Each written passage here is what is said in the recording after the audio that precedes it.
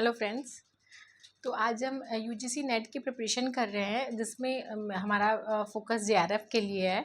तो education paper 2 की बात कर रहे थे, तो उसमें हम यूनिट 9 की बात करेंगे। यूनिट 9 हमारा बेसिकली मैनेजमेंट, एडमिनिस्ट्रेशन और लीडरशिप के लिए है। तो उसमें हम फर्स्ट टॉपिक डिस्कस करेंगे 9.1। आप देखोगे तो उसमें है पोस्ट कॉर्प।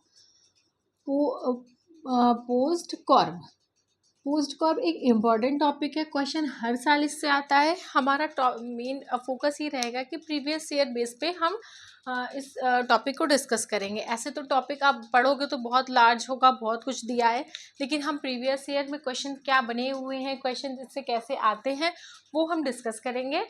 तो सबसे पहले पोस्ट कॉर्प। जैसे आपको पता है कि पोस्ट कॉर्प जो वर्ड है, सबसे पहले तो आप ये याद रखिएगा, पोस्ट कॉर्प वर्ड मैनेजमेंट से रिलेटेड है कि मैनेजमेंट में इसका यूज़ किया जाता है। मैनेजमेंट एडमिनिस्ट्रेशन आप समझ रहे होंगे कि मैं अभी आपको समझाती हूँ कि पोस्ट कॉर्प सबसे पहले तो इसको कॉइन किसने किया था। सबसे फर्स्ट आप ये याद रखोगे, कॉइन बाई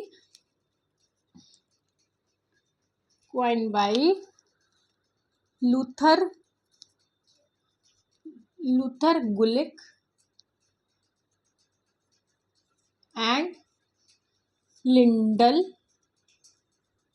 उर्विक। आप इसको ये प्रोनाउंस करोगे, Luther Gulick and Lyndall Urwick आप प्रोनाउंस करोगे। तो सबसे पहले पोस्ट कॉर्प सबसे फर्स्ट पॉइंट किसने कॉइन किया था, Luther Gulick and Lyndall Urwick. अब इसके बाद ये पॉइंट हमारा ये आता है कि इसका यूज़ कहाँ होता है। अगर आप ये याद रख लोगे तो आप इसका फुल फॉर्म याद रख लोगे। बेसिकली ये एक्रोनिम है।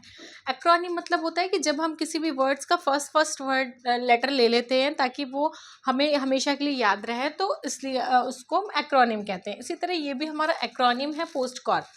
तो पी फॉर होता है प्लानिंग।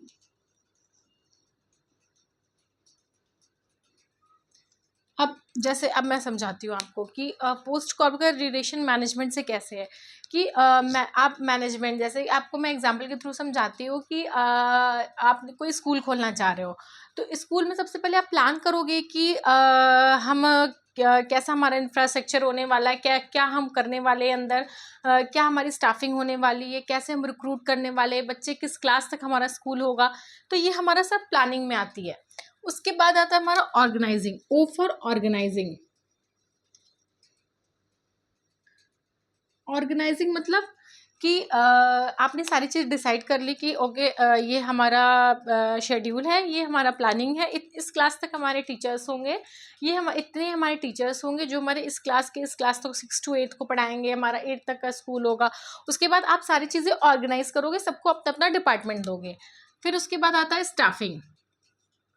स्टाफिंग मतलब कि आपने टीचर रिक्रूट कर रहे हो, कितने स्टाफ होने वाले, कितने टीचर्स होने वाले हैं, कितने गार्ड टाइप होने वाले हैं, या कितने क्लीनर्स होने वाले हैं, ये आप स्टाफिंग में डिसाइड करते हो। फिर उसके बाद आता है डायरेक्टिंग, डी फॉर डायरेक्टिंग।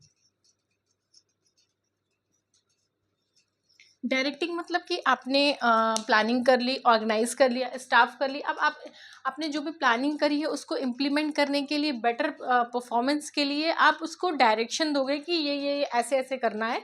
सारे स्टाफ्स को, सारे मैनेजमेंट्स को आप डायरेक्शन दोगे। उसके बाद आता है CO फॉर कोऑर्डिनेटिंग मतलब कि जो आपके स्टाफ्स हैं, ये इम्पोर्टेंट हो जाता है कि जो भी स्टाफ है एक दूसरे से कोऑर्डिनेट करके, कभी कोई कभी कोई टीचर नहीं आ रहा, आज कोई टीचर नहीं आ रहा तो कोऑर्डिनेट करके आज आप मेरा सब्जेक्ट पढ़ा लो, कल मैं आपका सब्जेक्ट, ऐसे कोऑर्डिनेशन की बात करते हैं हम कोऑर्डिनेटिंग में। फिर उसके बाद आता है R फॉर रिपोर्टिंग।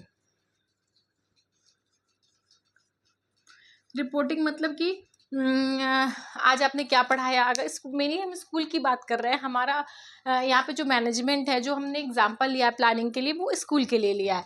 तो अगर हम बात करेंगे रिपोर्टिंग की, तो सारे टीचर्स रिपोर्ट करेंगे, आज मैंने जो मैंने प्लानिंग बनाई थी, जो भी कैरिकुलम बनाया था, उसमें आज मैंने ये पढ़ाया, ये हमारा टॉपिक पढ़ाया, ये बचा हुआ है, ये हमारी रिपोर्टिंग होती है जो हम बेसिकली देते हैं।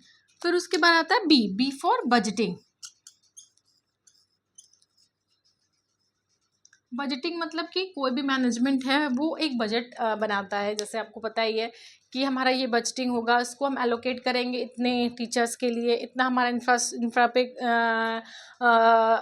एक्सपेंस होगा। ये सारे एक्सपेंडिचर हमारी बजटिंग में आते हैं। तो बेसिकली आपको ये याद रखना है, अगर पी फॉर प्लानिंग होती है तो प्लानिंग ही आपको, जैसे इसमें क्वेश्चंस कैसे बनते हैं वो हम ऐसे डिस्कस करते हैं।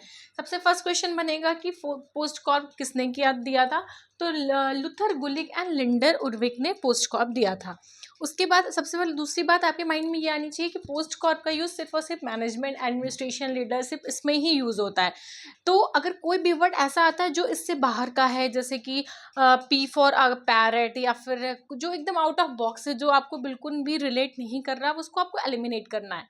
तो इसमें क्वेश्चन ऐसे दो तरीके से बनते हैं। एक तो प्लानिंग को बाद स्टाफिंग दे देगा, फिर आपको रिपोर्टिंग दे देगा, फिर आपको डायरेक्टिंग दे देगा, तो आपको सीक्वेंसिंग करनी होगी। एक सीक्वेंसिंग से क्वेश्चन आता है, और एक क्वेश्चन आता है कि पी फॉर प्लानिंग ही है या फिर आपको कुछ और 4 वर्ड दे देगा, आपको उसमें एक सेलेक्ट करना होगा। ऑर्गेनाइजिंग से दे देगा, तो आपको मेनली ऐसे क्वेश्चंस बनते हैं। क्वेश्चन इसी से आता है, इससे बाहर नहीं आता है प्रीवियस ईयर बेस पे। हाँ, हम डिस्कस कर रहे हैं। तो सबसे पहले POSDCORB coin by Luther Gulick and Lyndall Urwick. उसके बाद पोस्ट कॉर्प की फुल फॉर्म होती है P for planning, O for organising, S for staffing, D for directing, C O for coordinating, R for reporting and B for budgeting. ये हमारा एक acronym है जिसको हम यूज़ करते हैं अपने ऑर्गेनाइजेशन के बेटर मैनेजमेंट के लिए।